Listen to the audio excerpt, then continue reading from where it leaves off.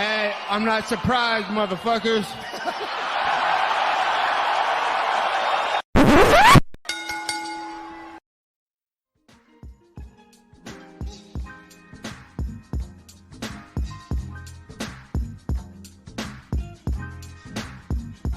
What is up, ladies and gentlemen? Welcome back to the Courtside Soundoff podcast once again. I'm Josh Evanoff. He's the one and only Angel Ortega. A lot of stuff to talk about this week. As always, we got some UFC talk. We got a little bit of boxing talk as well. Before we get into all of that, I'll tell you guys, just as always, if you win 10% off some amazing energy drinks, whether that be, fuck canned energy drinks, fuck coffee. Alright, if you want something that's loaded with vitamins, antioxidants, nootropics, it's sugar-free, hit up RogueEnergy.com. Use code SOUNDOFF at checkout for 10% off of your order. That's code SOUNDOFF at checkout for 10% off of all of your energy needs. Tremendous product, as always. Been sponsored the show for, honestly, seemingly forever to this point. They'd be killing it. We'd be killing it as well. Let's get straight into the show. Angel, my guy, last Saturday night from UFC Apex in Las Vegas, Nevada, Max Blessed Holloway. The best is blessed, my man. Defeating Yair Rodriguez. It was a lot different of a fight than what people anticipated. Obviously, Yair going in with something like a 7-1 dog, and he brought the dog out in him. He ended up giving Max hell for this fight. Honestly, saw a lot of people putting it in the fight of the year conversation. One fight of the night on the card as well. In the end, though, Max defeating Yair via unanimous decision. Scorecard being 49-46, 48-47, and 48-47. A lot to talk about coming out of this one. But firstly, what are your thoughts on Max's performance? And also, how did you score the fight? I mean, fucking banger. I mean, let's just put it out there, Josh. It was fucking good. It was a great fight.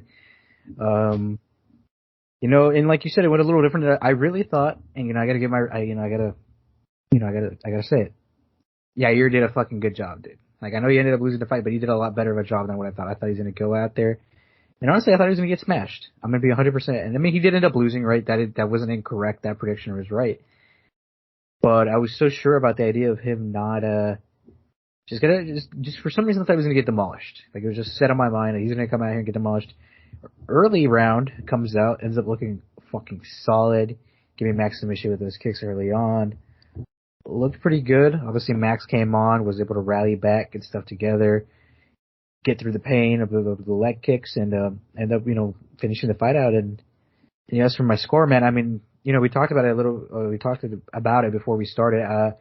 That first round was close. I personally gave it to Yair. I thought the following rounds went to Max, and then the fifth round was Yair's again because he threw caution to win, went a little hard there, threw some stuff that he needed to do to try to finish the fight, and ultimately it's what led him to win that match, or and ultimately that's how it ended up playing out, and Max won the match.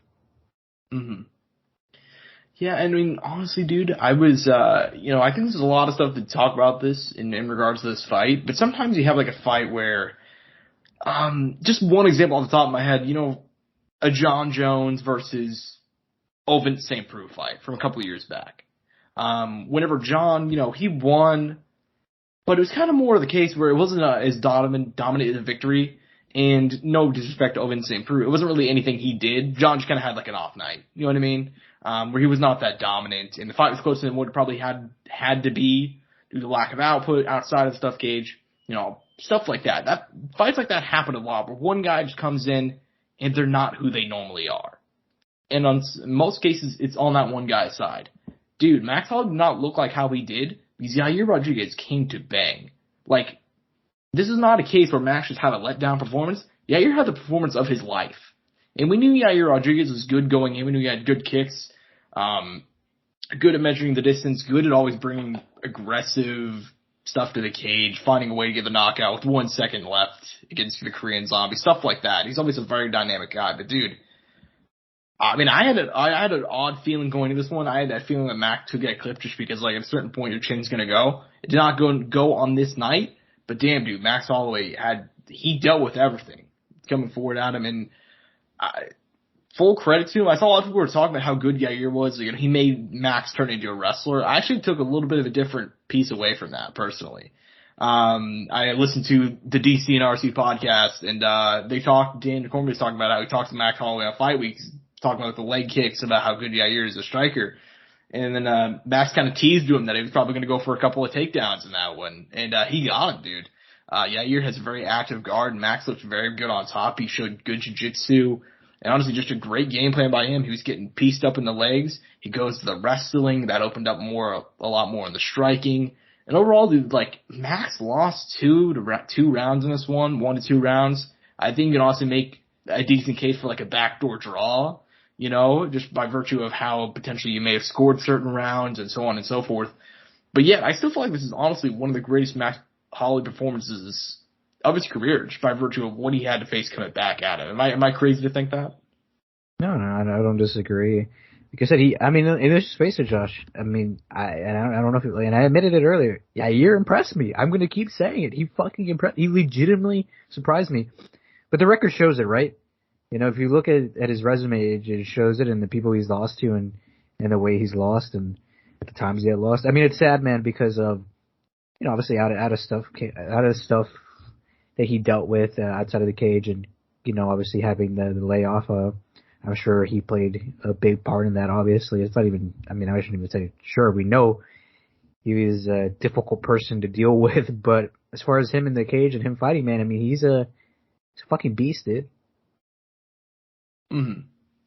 Yeah, and I mean, look, as great as the performance was by Yair, in the end, it ended up being just another night at the office for Max. He ended up, I believe, he now is the first ever UFC fighter to have like 5,000 significant strikes. Don't quote me on that. It could be 3,000. I'm not entirely sure of the number, but it was some insane stat.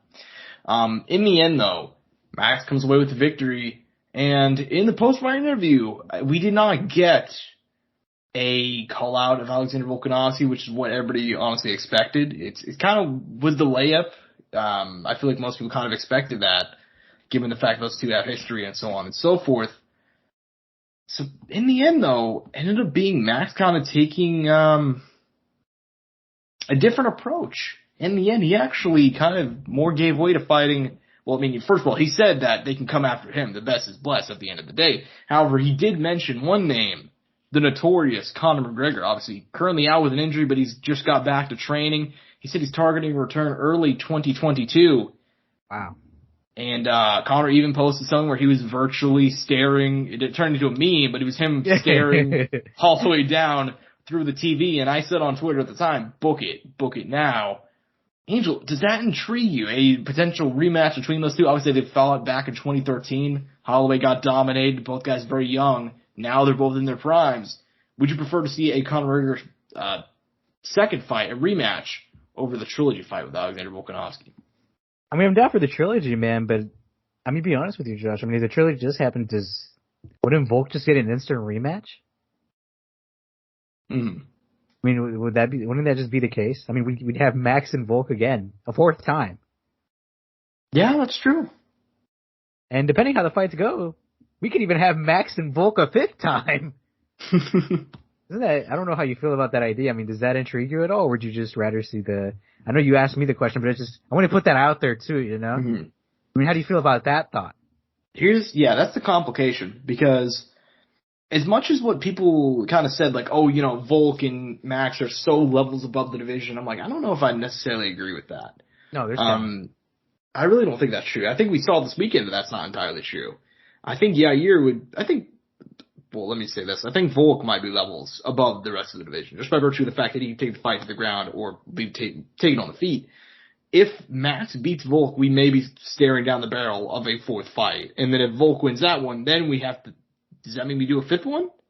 Like, it gets to such a bigger issue, which is why I said you should do that Conor McGregor fight. Honestly, just for the fact that it seems like Max has won the trilogy fight, so why would you do it? If Max does not want to do the trilogy fight, and I get it, because, I mean, look, as much as what the judges said, I think the vast majority of fans think they're tied at 1-1. And if Max views that fight where, like, first of all, he doesn't even think he lost the first one, which I disagree with, but it was a close enough fight, I didn't really care. Mm-hmm. Second one, I thought he clearly won. And if you're just like, you know what, I don't think I really have to fight him a third time, I don't think I need it for my legacy, I'm going to move up to lightweight, then the problem solves itself. You know what I mean? Like, I don't think the only person that seems like they're really dying to see that trilogy, obviously there are certain fans that want to see it, but if you have the option of, if you created a poll right now for the majority of UFC fans, and it's would you rather watch Max Holloway fight Conor McGregor in a rematch, or would you rather watch the Volkanovski trilogy? Angel, I'll ask you, who do you think they're going to pick? I fucking love both, though, dude. This is just that just goes to show how much I enjoy watching him fight, dude. I don't care who he fights. I'll watch him fight anybody. I'll watch him fight you, Josh. Watch him fight you in my backyard. I would not. I would not like to fight Max Holloway in your backyard, but yeah, I see your point. I mean, I'll watch Max fight anybody, but of the options given, it seems like it's come down to those two. It's either going to be him fighting Conor next, or it's going to be him fighting Volk next. And let's be real. What do you think is the more realistic option, though? Realistic? It all comes down to what the UFC wants to do and what Dana wants to do, and he completely shot down Max fighting Conor. Okay. Just wanted to put that out there. I mean, that also comes with a caveat, though, because in normal circumstances, whatever Dana wants, Dana gets. You know, he's worth $1 gazillion. He does not give a shit what these poor little peasants think. Peasants being the fighters. Dad. But dude, the only person who could, force his hand is Conor McGregor. Conor McGregor fights who Conor McGregor wants to fight. There's a reason why we had the trilogy with Dustin. You know what I mean? Like think about that back in hindsight. That doesn't make a whole lot of sense. Dustin should have gotten the title shot. Obviously, he got the trilogy fight because he wanted the money fight. Hey, but he did get a title shot at the end. From a competitive nature, it does not make a whole lot of sense. From a competitive nature, having Conor fight Diaz a second time immediately after did not make a whole lot of sense either. But Conor gets what Conor wants. If Conor wants to fight Max Holloway next, we're going to see if Conor fight Max Holloway next. But then again, Conor also calls out fucking tons of people. But dude, who all has he called out in recent time? He called out Kamaru, he called out Jorge. Not really called out, but he's put the names in. Jorge, Nate, Nick. There's more. Dude, he called out fucking Paul Felder. He did call out Paul Felder. He did do that. DC. DC. The daddest man on the planet. Who else? We know there's more. I mean, Max, obviously. Didn't he also mention Volkanovski at one point? I don't even know. I think he did, and I think he deleted it. Conor is a big fan of the tweet and delete. Don't blame him. Still, though, it's in the bag. But you know something, Josh? I don't want to take us off track here. I think we dove into this one pretty deep. I was going to go to a rabbit hole. But I'm going to put this out there because it's been everywhere on Twitter, Josh. Brian Ortega versus Yair Rodriguez is the match to make, right? Oh, yeah. Give me that Mexican on Mexican violence, my man. Give me that 110%. Dude, what a fucking... Dude, one, they both come out. They both put it all out there, man.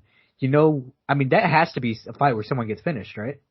Oh, yeah. Give me 5 rounds of that. Now, I think that's a fight that Brian Ortega is going to win handily. Let me say that much. Really? You think he'll catch Yair in a submission? I think that is. I mean, if you saw how Max was taking him down, and Max is not a takedown guy, and I'm sure something to say Brian's not either, but true as well. They're very comparable. But at least, the one difference is Brian will. I'm not saying one difference, but Brian will jump on submissions. He will, and I'm not really sure how good. Yair's never lost via submission, has he? I think he's only lost via TKO and decision. I'm on it. I literally got it up right now. I know he got finished by Frankie, and I know he got decision by Max, but I think he has one more loss. No, it just says straight up loss. It was in the regional scene, but it just says loss. So, it doesn't tell us anything. Okay. Mm-hmm. Yeah, dude. I think Brian's so good, dude. I mean, he probably, if he was fighting anybody outside of Alexander Volkanovski, he finishes that fight. You know what I mean?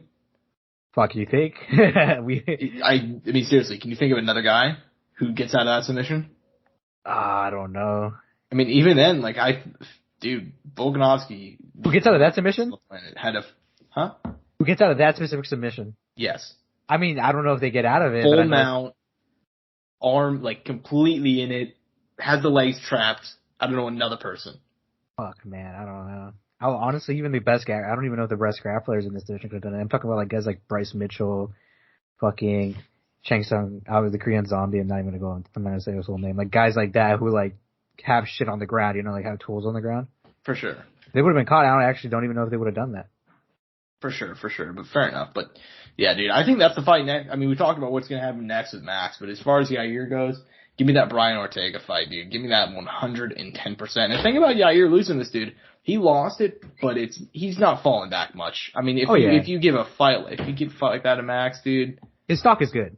His stock went up, if anything, So what's the state of the featherweight division at this point, though, in your opinion? Just looking at it now, we got Max at 1, Brian at 2, Yair at 3, Korean Zombie at 4, Calvin Kattar at 5, which obviously he's going to fight Giga next. Like, what's your whole opinion on the state of the featherweight division as it stands right now? So here's the big thing, right? So if it comes down to what Max wants to do, if Max wants to, and it comes back to our previous conversation, but if it comes down to what Max wants to do, if Max wants to move up to lightweight, which it seems like that's what he wants to do, then, I mean, it's weird, right? Because at that point, there's no clear contender. Will we see Volkanov? I mean, is Chan Sung Jung, does the Korean Zombie have a fight right now? I don't think he does, right? Nope, doesn't have anybody lined up coming off a loss. Okay, so he's coming off a win. He beat Dan Ige, but oh yeah, he did beat Danny. No, he lost that fight. No, he beat Dan Ige. Prior to that, he lost to Ortega. Oh, okay. Yeah, so here's the weird thing, right? Everything gets fucked up if Max, for lack of a better term, everything gets fucked up if Max decides he wants to move up, right? If Max decides he wants to move up and fight Conor, get that money fight, which seems that that's what he wants to do, I think that's, I mean, you can say whatever you want. I think that's the most likely conclusion. So at that point, if Volkanovski wants to stay active, he'll probably fight Korean Zombie. Biggest name and doesn't have a fight booked. Actually, no, scratch that. I feel like if Max goes up to 155, I think if Giga wins, they give the title shot to Giga. But also, no, I agree with that. But also at that point, Giga, they're not fighting until mid-January. Volk said he's ready to go now. Like, that's what, he didn't even want to wait for Max. So at that point, it's kind of the only logical conclusion. But at that point, if Volk wants to wait, then sure. I mean, do you think they could throw do you think they would ever throw like an Arnold Allen at him? Like, oh, no, I don't think so. I don't think Arnold Allen's a big enough name. I think just by virtue of the size of his name and also the fact that he's coming off a win, he's ranked in the top 5, I think I could see Volkanovski versus Korean Zombie next if Max decided he wants to move up. That's so weird. I'd hate to see that fight. Just because it doesn't make sense. I think we've seen worse things. You're not wrong, but still, I'm not a fan of that if they went that direction. Oh, yeah, no, I agree. I mean, I think that'd be a really tough fight. I don't know. I feel like they'll figure it out, and if anything, they'll be like, Volk, just wait. You know what I mean? Mm-hmm. You fight when we tell you to fight, bitch. Fair enough. Fair enough, dude. I think the featherweight division, it all comes down to what Max Holloway wants to do. And, you know, for as much as Volkanovski's a champ, I mean, look, he's not the guy calling the shot right now. It's the ball's in Max Holloway's court, for lack of a better term. The best is blessed, bro. He said it himself that night. Yeah, so I think it all comes down to what he wants to do. So, you know. So we spent 15 minutes on this one, so just going ahead and moving on from this fight. Moving down to the co-main event, I don't think we talked about it. There's a weird fight out of the co-main. I thought Venezuela was going to win this. I'm actually kind of surprised. Yeah, I mean, Marcos Rogerio de Lima, fun guy, but never really shown that he can be of that caliber. And his record's 19-7-1. He beat Maurice Green, but he got dominated by Romanov, got dominated by Struve, you know what I mean? So he has a level. He's a level guy. Just say it. He has a level. He has a level. But regardless, I think less of the conversation is going to be about him winning this fight, but more about the stoppage. But first to go ahead and, the actual result knocks him out in 32 seconds, TKO finish, upsets Ben Rothwell, who I believe is one of the bigger favorites on the card. Regardless of that, though, what are your thoughts about the stoppage? Because I think it was good. I'll be straight up. I think the idea was good. The actions were not great. Something, I fucking hate to agree with this guy, but like Dana said, Herb, don't put your fucking hands on them, if you're not ready, or whatever he said. He needs to stop touching fighters unless he's going to do something, which is true. He's done this now a few times now, and it's weird because I think it's going to sound weird, but I think Herb's in his own head, dude.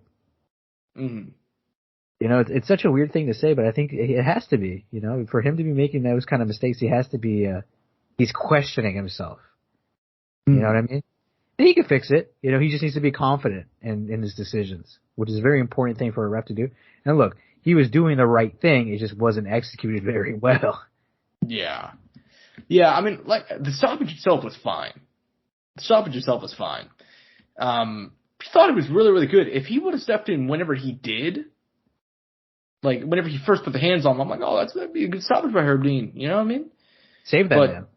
bro, stop touching people unless you're gonna stop the freaking fight, dude. Herb has been. We talked about it a little bit before. I firmly believe Herb's one of the worst in the game right now.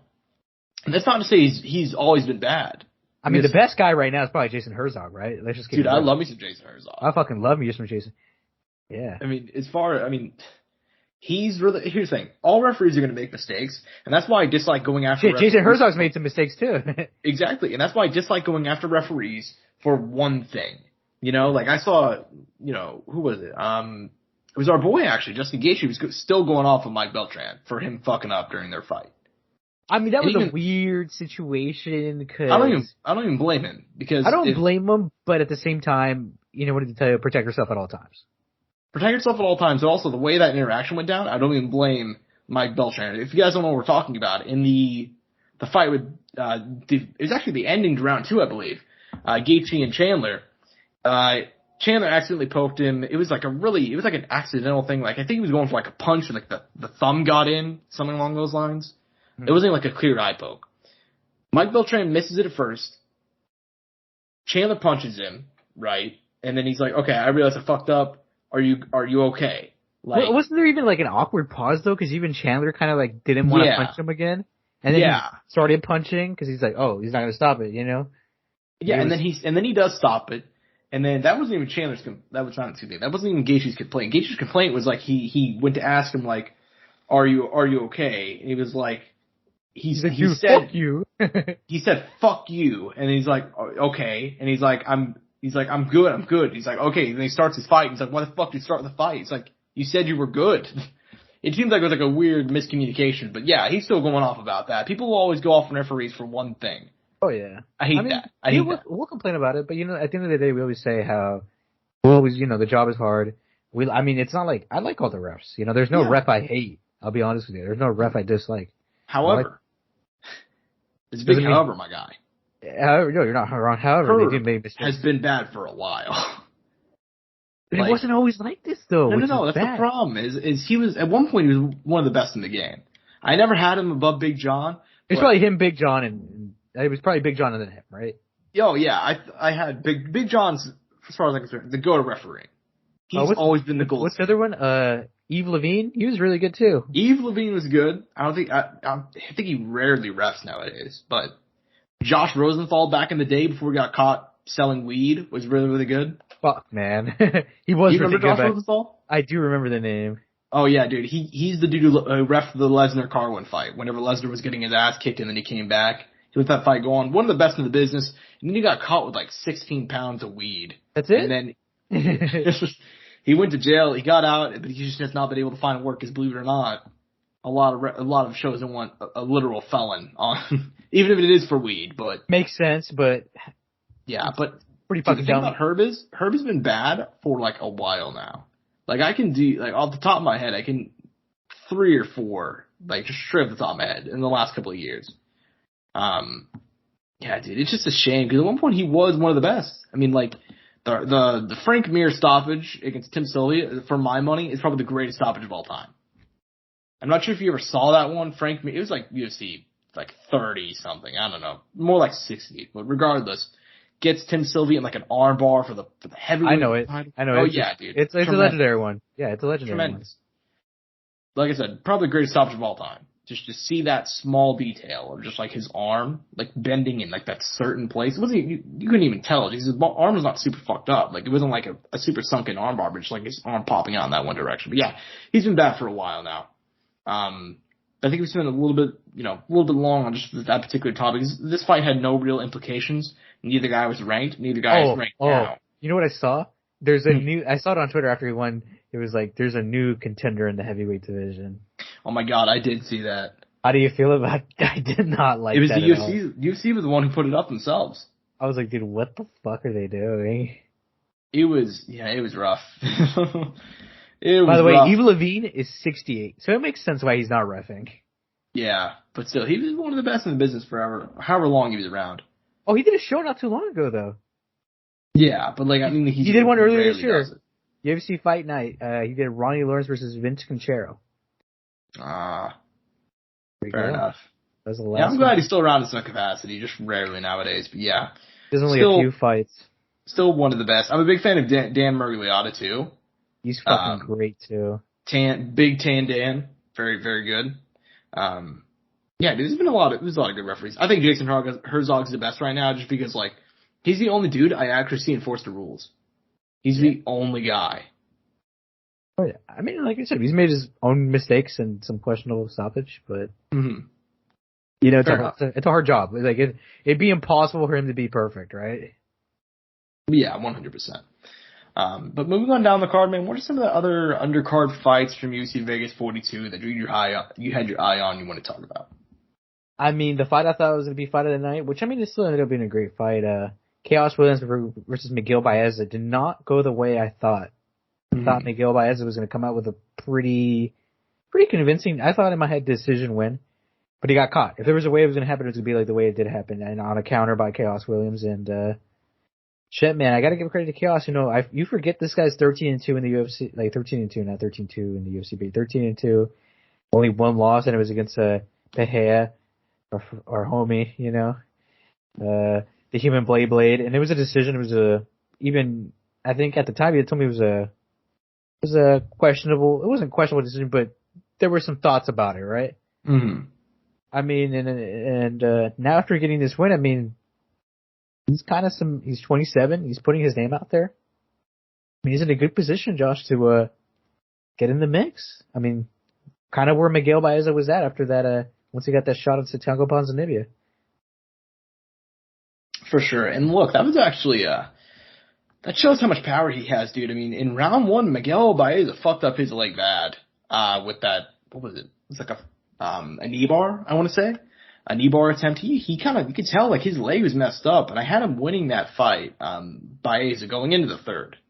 Or at the very least, it was close. Mm-hmm. And just the fact that he was able to generate that power off of one leg, that dude's going to be a problem, dude. It's obviously not fight of the night like how we expected, but he's going to be a problem moving forward. But, yeah, dude, overall, just a great win by him. Like you said, people tend to forget how good he is as far as the record goes. Just a couple of other quick fights to kind of go ahead and go over Song Yadong, dude. I said it on what a fucking unit.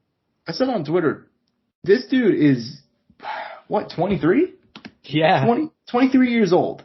And he's doing this. Like, he's only going to get better. Like, yeah, I understand. People may not like like, he's had, I don't want to say favorable decisions, but like, you know, he had a close fight with Vera that I thought he won, but some people disagreed. And he won that one. The Casey Kennedy fight was a split. You could argue he should have gone the other direction. I know a lot of people thought Cody Stamann won their fight, and that was a draw. But regardless, the fact that he's even in there with a lot of these top 15 guys and he's competing, and he's putting in work at such a young age. I mean, he's at a great camp, though. I mean, just dude, he's Uriah Faber's pretty much protege. He's completely taken him under the wing. It's crazy, right? He's only going to get better. And Julio Arce is a bad man. He's a bad man. I mean, he's not like... You're right. You're 100% right, dude. Yeah, this kid from China meeting this guy from, you know, the California kid, and it's fucking, it sounds like a fucking movie, doesn't it? It does.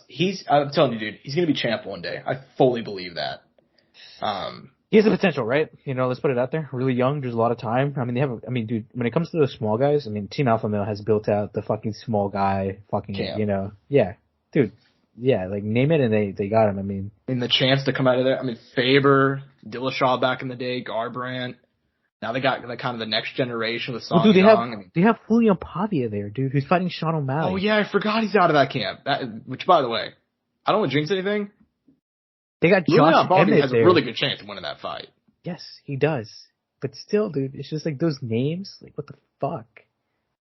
For sure. But yeah, dude, that's just a phenomenal camp. Song Yadong, phenomenal win. TKO win. I don't remember. Is that the first time Julio Arce's gotten knocked out in the UFC? I believe so. In the UFC? His career. First time he's got knocked out ever. I just checked his wiki. It's the first time he's ever gotten knocked out. So just a tremendous win by Song Yadong, dude. He's putting everything together. He's finally doing it. Speaking dudes are putting everything together. Joel Alvarez, dude.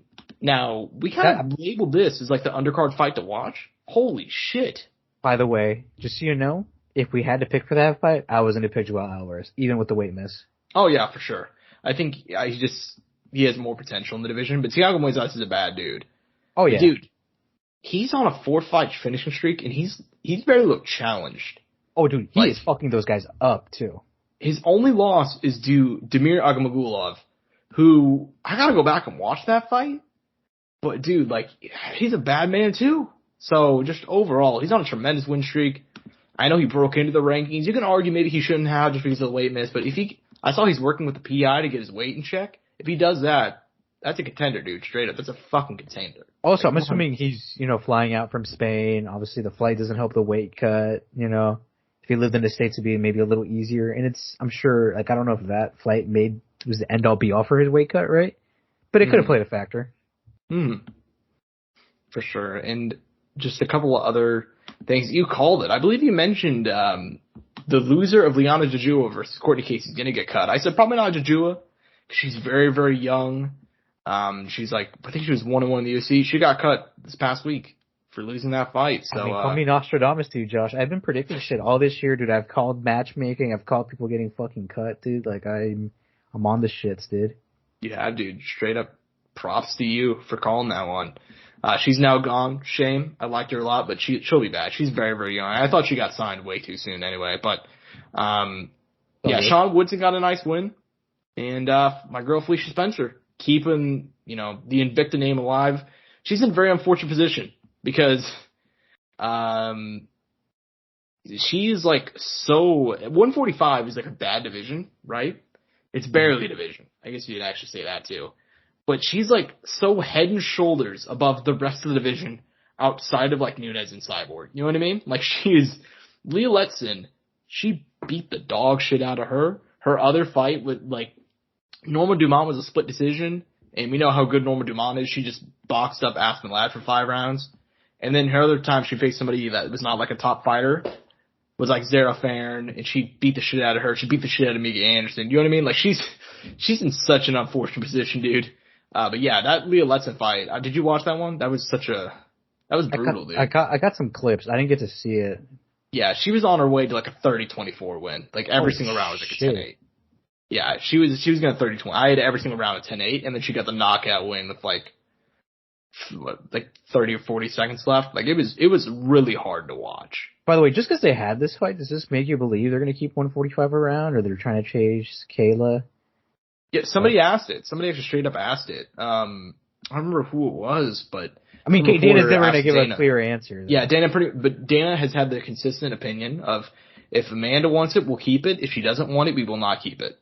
There's more behind to that. I think Kayla's going to go to either Bellator or PFL. That's it. You think so? I mean, she was at Bellator watching, and the way Dana goes about business, I'm sure Kayla probably is not a big fan of that. Just assuming kind of how she's a real person. You know what I mean, Josh? Mm-hmm. Like from what I've seen, she seems like if you talk, what you see is what you get. You know what I mean? She's never gonna hide anything from you. She'll be straight up with you. I'm not saying the UFC is going to be like that to her or anything like that, but I feel like if she stays in PFL, she'll always get to do kind of what she wants and be how she is. Same if she goes to Bellator. I feel like with the UFC, certain things wouldn't run the way she would maybe want them, you know what I mean? And she also won't make the same amount of money. Mm-hmm.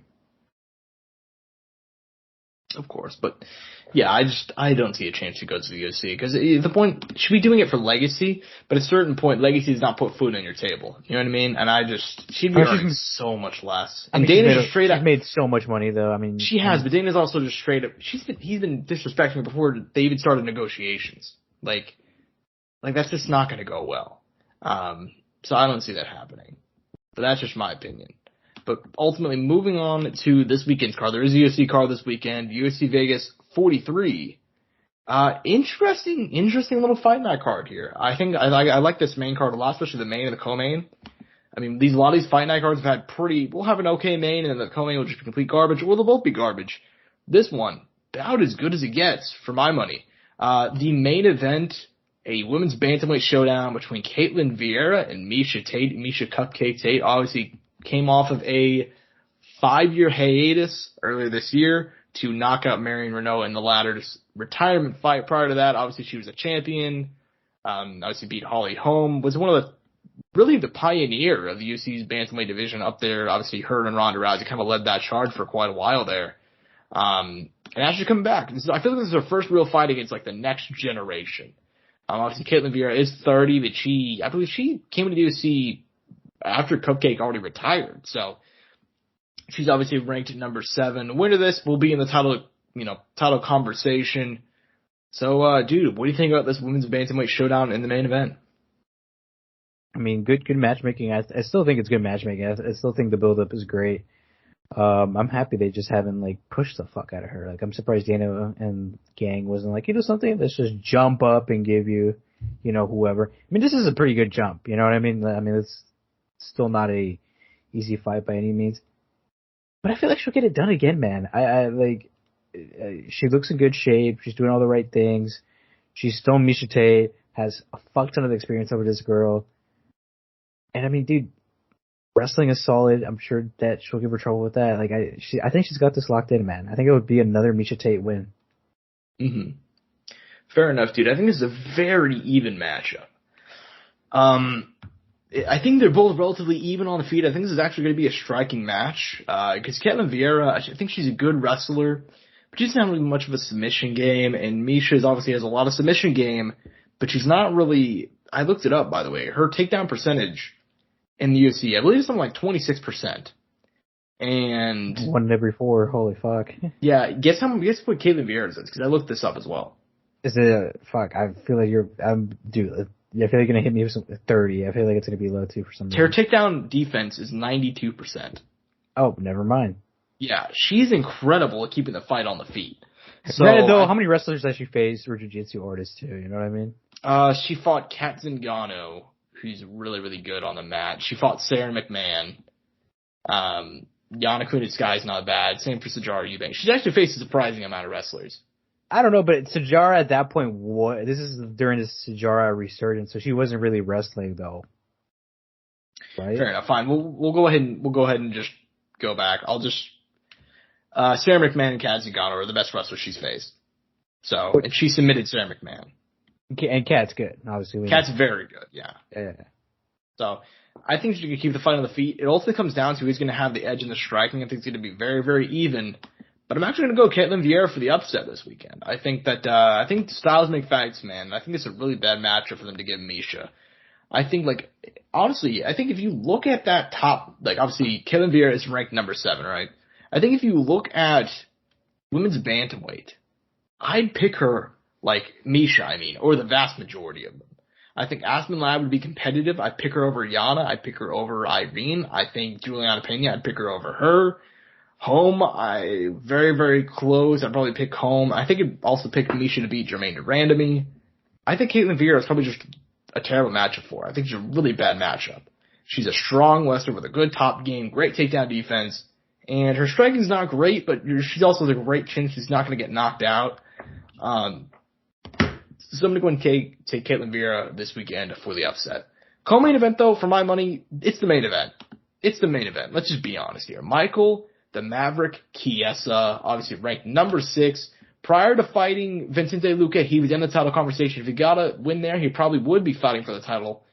He ended up losing that one, just a quick submission, made one mistake in his words, and he got caught. That's what happens. That's the game of MMA. Prior to that, though, he was on a tremendous winning streak. Carlos Condit, Diego Sanchez, Rafael Dos Anjos, and Neil Magny. Prior to that, he was a lightweight mainstay for years and years and years. Wins over Jim Miller, Benil Dariush, Francis Trinaldo, Aquinta, and so on. He's taking on the young Sean Brady, who I think we've both been in agreement, one of the greatest prospects in MMA in general right now, especially one of the best at welterweight. I think the fact that he's fighting in the same division as Khamzat Chimaev has really kind of let a lot of people kind of overlook him. But on the show, we have not. This kid is 14-0. He's 4-0 in the UFC. He's beat a couple of veterans, Hort McGee, Christian Aguilera, and obviously he submitted Jake Matthews in a huge win earlier this year. And now he's finally getting another big shot against a number 6 ranked guy. He's a former Cage Fury FC champion. He wins this one here, he's in that conversation. Once you beat a guy ranked number 6, you probably need one more after that, and then boom, you get a title shot. Danger. Do you believe that your boy will pull it out in the co-main event, Sean Brady? Or will it be the Maverick, Michael Chiesa? Dude, as much as we were pumping Michael Chiesa to obviously get his push in the welterweight division, dude. I don't know if he'll be able to get it done against Sean Brady, dude. I know. Look, he looked so good in his fight before Luque, and he even hurt Luque. I remember he caught Luque with a hit, like he actually, and he was like, "Oh shit!" Gets it to the ground. It was looking pretty fucking good, Obviously, gets caught in a submission, ends up losing. Look. Stylistically, though, I think Sean Brady's gonna be a nightmare, man. He has pretty good wrestling, pretty good striking. I mean, he's just a really solid, well-run. There's a reason that he's 14-0. Let's just keep, and he's getting his push now. Good. I think this is actually like for a guy at this many wins and at his level, and if they don't want to push him super hard, I think this is a good fucking match. I think this will push him. Of course, and you think it'll push him, and I know that you're gonna honestly go for your boy, and I don't blame you. I think this has all the makings to be a really, really fun grappling matchup, but I'm in agreement with you, dude. I think this is a really, really bad matchup for Michael Chiesa, especially to come back to. I'm really actually kind of surprised he took this one, because he was really close to getting a title shot. He's ranked super highly, and he's taking on this young phenom. I think this is kind of just a testament to Michael Chiesa's character that he's taking this fight. But I think, like you said, it's a bad matchup for him. Let's just be honest. It's a young kid. He's hungry. He had a really bad injury, which kept him out up until now. That's why he, last fought in March and had such a long layoff. I'm going to take Sean Brady, man. I think he's going to continue his run. I think I said, just a couple minutes ago, he's very close to getting a title shot. He wins this one here, boom, right there. And I'm going to go and take him. I think he's going to get this one. I think he's going to be right there for a title shot. As looking down the card, though, what are a couple other fights you want to go and highlight? I mean, Ronnie Yaya, man, we remember when we previewed that card a little while back when they were the co-main. I mean, they're finally going to get their bout together, get their score settled. Who else here? And I mean, I'd say this is one of the better prospects that is gotten his light, but doesn't get his light fully. Adrian Yanez, dude. It's Davey Grant. I mean, he really is like, his name's in the mix, but it's not like in the mix fully, you know what I mean? It's weird, I don't know how to put it. Like he's there. It just needs, I think if he beats that name, eventually he'll finally get like that true recognition he deserves. Yeah, and I'm in agreement with you there. I think that Davey Grant, Adrian Yanez fight is just, I mean, honestly, it's tremendous. Opening up that card. Adrian Yanez is a phenomenal prospect, dude. 27 years old, had a nice win over Randy Costa. Since coming off the Contender Series, he's been all knockouts to start his UFC career. He had a bit of a slow ride to get in. Lost a couple times in the regional scene. Lost a couple times in LFA. And he's improved a lot. And like you said, David Grant, dude, very underrated guy, dude. Very, very underrated. He went from a guy being on the cutting block, lost 3 of his first 4, to going on a tremendous run. He ended up losing to Marlon Vera in a rematch. He beat Vera once, way back in 2016. So yeah, dude, I mean, it's going to be a phenomenal fight to open up the main card. Joanne Calder versus Talia Santos. Winner there. I think if Talia Santos gets a win, she might get a title shot. I think you could probably market that one pretty well. She'd be 19-1. She just beat Roxanne Modafferi. That'd be an interesting fight, her against Shevchenko. But I think Shevchenko's doing a smart move right now. She's kind of waiting to see what Nunes is going to do in her fight. Potentially send up a trilogy fight there, which would be boring, but just be honest. But yeah, obviously, also way down on the undercard. There's 2 fights I do want to highlight. Loma Lukemby, Lupita Godinez. That's a banger, dude. Some history being made there again, Josh. Huh? Some history being made there again. Yeah, I believe it's, 3 fights within 43 days? Yep, another fast turnaround. Absolutely insane. And she's only fighting tough people, too. Loma Lukemby, she's something, dude. Obviously, coming out of Thailand, she has tremendous Muay Thai. She's a great striker, one of the best at that division. She's coming off 2 straight wins against Jin Yu Fry and Sam Hughes, and she just brutalized Sam Hughes, if I remember correctly, too. So that's going to be a very, very fun fight, especially in the clinch.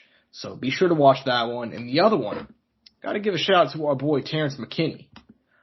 Terrence Mckinney obviously coming back after his 7-second knockout win. It was more like, 3 seconds over Matt Frivola. And he's gotten 4 straight wins, all within the span of those 4 straight knockout wins. The longest one was 1 minute and 12 seconds, which is insane. 7-second knockout, minute 12, 17 seconds, 16 seconds. That's how long his fights have gone for the last 4. And he's That's been like all this year, by the way, which is even crazier. Correct. And he's fighting the Frenchman, Fares Ziam, who is, he's an interesting test for him. Very, very interesting test. 2-1 in the UFC with his sole loss being to Don Madge, who Don Madge, probably, for my money, the most mind-numbing UFC cut, at least that I've seen, like within the last, I don't want to say since I've been watching MMA, probably since I've been watching MMA. Like he went 2-0 in the UFC and then they cut him. And he just picked up a nice win in PFL. So he's a phenomenal prospect and I still can't believe they cut Don Madge. But yeah, that's his one loss, was the Don Madge. He's 12-3 overall. He did come off a nice win over Luigi Venturini, so we'll see what happens in that one. It's a bit of a weird card though, I gotta say. It's a very strange card. There's a couple of nice names, but undercard leaves a lot to be desired, but the main card, dude, I think the main card is potential to be an absolute banger, especially the main and the co-main.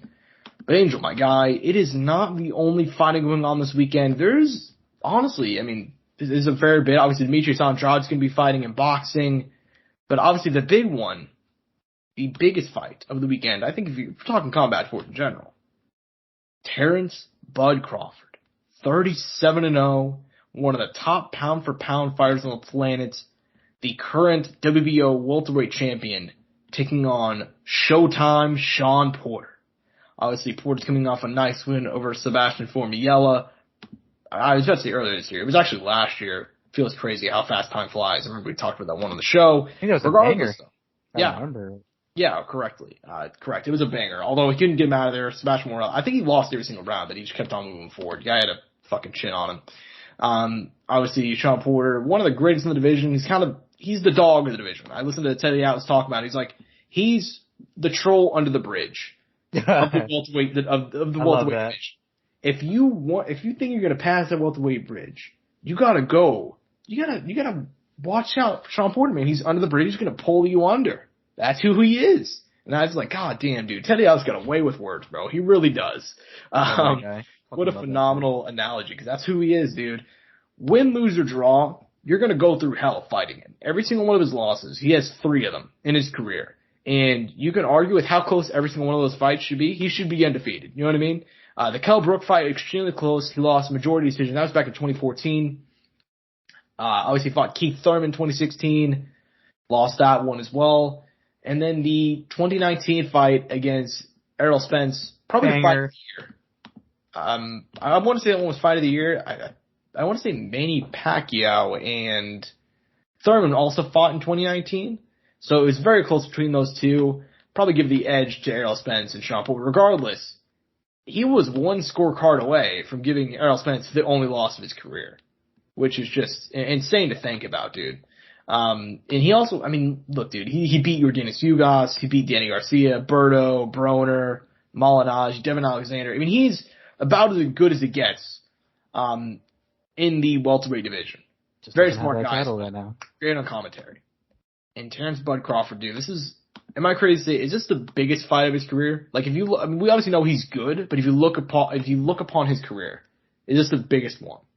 I mean, it has to be. I mean, there's good names, right? Obviously, gotta give credit where credit's due. Kell Brook's a good guy, but I mean, past his prime. Let's be real. Amir Khan.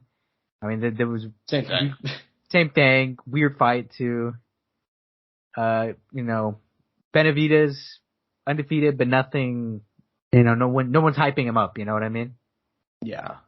I mean, he's a solid guy. He's had some good wins. I mean, there's some solid stuff in there. But you're right. This is like, when it comes to this division and the state of this division in the last years, this is the name, but it's not the name we want him to fight either, though. Mm. But this is close, though. It's close. It is very close. I mean, he's been looking. Yeah. This is the second best fight. This is the second best fight he could have right now. Can we say that pretty confidently? I feel pretty confident saying that. He obviously tried really hard to get that Manny fight. That did not come through for him, but this is very close. Like, as far as, like, obviously, we're talking about, like, Errol Spence. That would have been the fight, but if you couldn't get that one, Shawn Porter is about as good as he gets. So, I mean, like, you kind of laid it out pretty well there. I think if you look upon his career, Terence Crawford, he's in the weird actually wrote a piece about this earlier this week. He's in the weird position of we simultaneously know how very good he is. He reminds me a lot of, honestly, Deontay Wilder before the Tyson Fury fights. In like a weird way. Much different fighters, but you see my point. Yep, we know how good he is. He's pound for pound, I believe pound for pound number 4, number 5 is what most places tend to have him as. We know how good he is. We know how technical he is. We never really seen him caught. The only time we saw him caught was against Mean Machine a couple of years back. He could box in every single way. You know what I mean? But he doesn't have that signature win.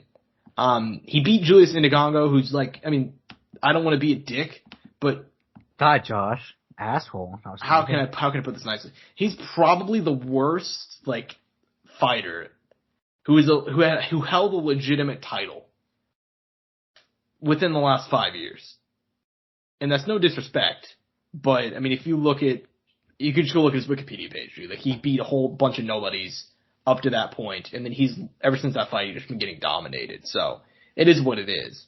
But then like Jeff Horn, I like Jeff Horn a lot, but like that style does not work very well against like a top echelon. Like I thought, I'll go to the grave saying that Manny Pacquiao fight with Jeff Horn was close. It was not some over the top robbery. I thought Pacquiao won, but that's besides the point. But I like him a lot, but that was not going to go well for him. Amir Khan, good, but past his prime. And then same thing for Kell Brook. This is by far the biggest fight of his career in terms of competition. He can finally get a signature win here. But do you think he does? I know that Sean Porter is currently a pretty big underdog. I want to say he's like a 5-1 underdog, but how do you see this one playing out on Saturday? I mean, he should. If he's that guy, he should, man. And if he wins this and he beats him in very convincing fashion, or if he finishes him, that sets up that fucking next fight against Earl. If it is wouldn't say it's the next, but it sets it up, right? Like there's story there now. They have a common opponent, you know? There's something there that makes you desire it and want to watch it, you know what I mean? Mm-hmm.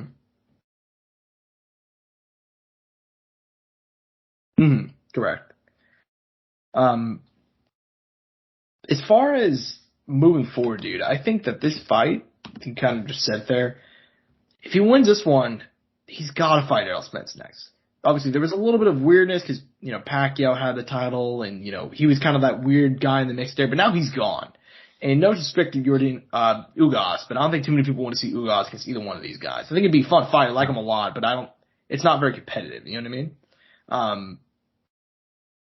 But as far as how this fight plays out on Saturday, I'm not sure if you gave your whole spiel, but you kind of cut out there. That's why I went and took over because like your mic completely cut out. Oh, heartbreaking! Why? Yeah. So how do you cut out right if you mentioned the fact that they had a common opponent? So I'll go ahead and ask you again. Who do you see coming out on top on Saturday? I mean, they have common opponents, man. Like I said, I mean, the thing is, I mean, I'm pretty confident with Crawford, man. But it's all gonna be dependent on how the fight ends. I'm really curious to see how the fight ends. Mm-hmm. Okay, and if I were to put a gun to your head, how do you see the fight ending? No, I mean, I'm assuming a decision. If these guys, I mean, we're talking about two high-level guys that are hard to finish. I mean, it really should be a decision. But if Crawford comes out here and finishes Porter, I mean, that is a fucking statement and a half for that whole division. That is. Obviously, Sean Porter never been finished. That's what I'm saying. Yeah, that's what I'm saying, my guy. Exactly. So, yeah, dude, I'm going to go ahead and go same page. And I'm actually going to put the bold prediction out there. I think he does finish Sean Porter. Oh, shit. I'm going to go ahead and go with Terence Crawford. Drop the mic. Whenever I did my preview piece earlier this week, I actually did say via decision. I'm going to go knockout. The more I've been thinking about this fight, dude. Call the round. Fuck it. I know, it's going to be very, very late. I'm talking like 10 round 11? We'll go round 11, right? Round 11? All right, I'm cool with that. I'm a big fan of Bud Crawford. And I've always thought, like, I like Errol Spence a lot. I think he's a bad matchup for all these guys in the division. Sean Porter, though, if I were to pick a guy out of the top, like, who are the top guys of the world? He's probably like that third guy. Let's be real. He's probably like that third guy. Probably. But I think, like, of the worst matchups you can give him, there's nobody worse than not Errol Spence, excuse me, Terence Crawford. Errol Spence is willing to get pulled into the war. Terence Crawford is not, dude. I think if you look at his style, like kind of always plotting forward, trying to make it a rough, tough fight, I don't think it's going to work against Terence Crawford. You can pick him apart the difference. Exactly. Switch hit. Great counter puncher. I think anytime he comes in, he tries to throw something, he's going to get caught with a huge shot. Just because, no offense to Sean Porter, I'm a huge fan of the guy, but I think his defense leaves a lot to be desired. And I think if you're coming in against a guy like Terence Crawford, he's a fucking sniper. It's not going to go well, dude. It's really not going to go well. Terence Crawford can get pulled into the war sometimes. We saw it in the early rounds against Mean Machine where he kind of just was like, you know what, fuck it, I'm going to swing and bang. But then he got caught once. He's like, oh, yeah, that's right. I got a game plan. I got a title to retain. And he just switched it. Obviously, different opponents. But I don't think he's going to get pulled into the war. I think he knows how good Sean Porter is. I think he's not going to take him lightly. And when I'm saying this, and I'm not saying this is like a down to Sean Porter. I think Sean Porter is, I gave him so much praise earlier, dude. Like, he's a couple of scorecards away from being undefeated. And I'd probably pick him in a rematch against Errol Spence, mostly because of Errol's question marks right now. But I just think it's a really bad matchup for him, dude. I think that we're going to see him get the huge win. And for the love of God, please let us see the Errol Spence fight next. That's all I got to say. They're limiting us, dude. They really are. Or at the very least, if you're not going to fight Errol Spence next, fight Ugas or something. Like, I don't, like, if you're going to fight, you cannot go back to the Kell Brooks of the world. There's no some fun names. But he's got to fight the big guys now. And obviously, there's not too many dudes in this division outside of him, Spence, and obviously Porter, but you got to fight somebody big after this. You cannot go back. There's some good young guys. I mean, I wouldn't fully say that, but I mean, they're those two guys are the fucking titans of this division. Yeah, but I'm talking more like the elite of the elite in the division. But yeah, dude, it's gonna be interesting though. It's gonna be interesting, and I don't actually have this in the rundown for the topic list, but it is one last thing I do want to talk about because it's just such big news and it's so mind-boggling that I do want to get our opinion on it just before like the fight actually happens because we're a long way. Do I know what it is? Huh? Do I know what you're talking about right now, or do I not? I'm so confused. You know exactly what I'm talking about. Canelo Alvarez. Oh, okay. Is only a few weeks removed from his win over Caitlyn. 2 weeks removed. And he's already looking to get back in there. And he's not, there's a lot of talk. Will he fight, Charlo? Will he fight Triple G in a trilogy fight? Will he fight, Benavidez, Bivol, all these other dudes across multiple different weight classes? No, man. He's going to go up 32 pounds south of where he last fought to fight the WBC cruiserweight champion. Yes, it said cruiserweight. Canelo fucking Alvarez, who used to fight at welterweight, is moving all the way up to fight the WBC cruiserweight champion Ilunga Makabu, who is 28-2, has 25 knockouts and 28 fights. I mean, we're not going to give a preview right now because I think we're so far away. The fight is expected to take place in May 2022. I mean, what are your early thoughts on this move? Dude, fuck it, right? Do what you want to do. I mean, like I told you, Josh, he's in a weird spot where it's not if what was the word? I perfectly worded it. It was like, it's not like it's not who he's looking for, and it's not people who. And there's no one truly deserving of fighting him. He's in this weird spot where, and I'm gonna quote Conor. He's doing whatever the fuck he wants, whenever he wants, how he wants. You know what I mean? Because he's really in that position. He's living with whatever the fuck he wants life. It's fucking beautiful, dude. Because he can't do it, and you can't tell me different. Because there's no one else in this division or anybody who wants to fight him who's doing things he's doing. You know what I mean? And there's people who are like, well, dude, he's fucking cherry picking. He's doing this. But I'm like, dude, name another guy in any division who's doing anything close to what he's doing. You know what I mean? Like, regardless of what you say, the opponent, you got to put some respect on what's going on. Because there's no guy who's fought at the weight classes he's at right now who's doing near or fighting as regularly as he has in the last year. You know what I mean?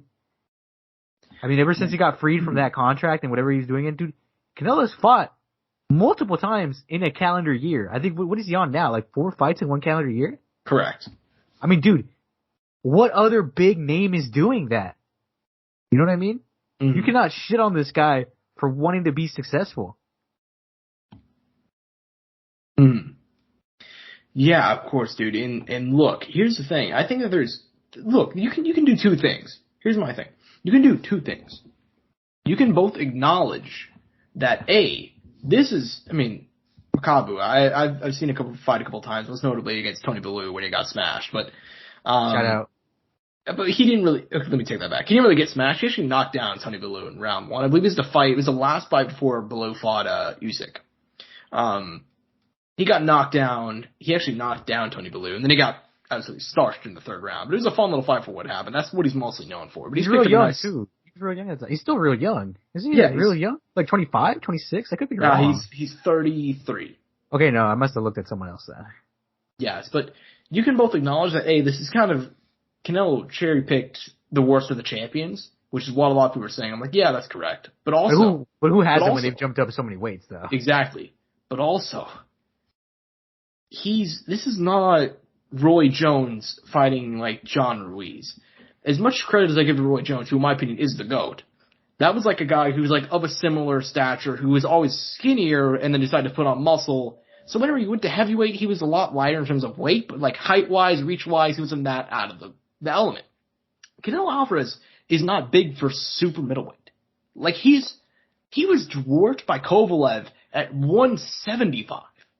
He's going up to 200 pounds. Like a scary thought. This is not, like I said, this is not different. Like this, there's so many other cases where like you could make where like, oh, you know, Floyd's like a 5-weight world champion, but like, oh, it's, you know, he fought a bunch of different weight classes that are all very, very close in terms of weight, and it's like, he fought guys around his size.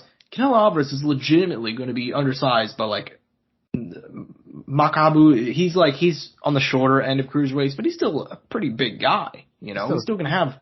He's still like a legitimate 200 plus with, you know, whatever, 6 foot something a fight, right? Yeah, exactly.